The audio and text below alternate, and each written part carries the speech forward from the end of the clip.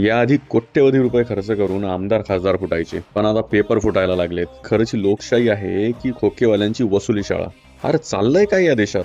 आधी नीटचा पेपर फुटला आणि आता टीईटीचा तमाशा. म्हणजे सर्वसामान्य विद्यार्थ्यांनी शिकायचंच नाही का? एक वेळ उपाशी राहून तयारी करायची आणि शेवटी काय? परीक्षा होण्याआधीच पेपर 1.5-2 कोटीमध्ये फुटला जातो.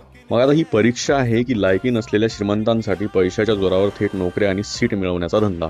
आणि लाज वाटण्यासारखी गोष्ट अशी आहे की या सरकारला या गोष्टीचं गांभीर्यच नाहीये.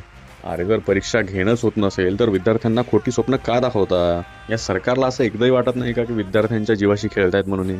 आणि आता रोज रोजच्या चौकशा आणि पुन्हा परीक्षा घेऊ असले फालतू ड्रामे बंद करा. आता यावर एकच कायमचा उपाय: पेपरफुटी विरोधी अजामीनपात्र कडक कायदा. जे कोणी यात सामील असतील, मग तो कुठलाही अधिकारी असो, दलाल असो किंवा कुठलाही मोठा नेता, त्याच्यावर थेट देशद्रोहाचा गुन्हा दाखल करून त्याची मालमत्ता जप्त करा आणि त्याला जन्मठेपेची शिक्षा द्या. आणि हे जर करायची हिंमत आणि लायकी नसेल तर उठा आणि खुर्च्या रिकाम्या करा.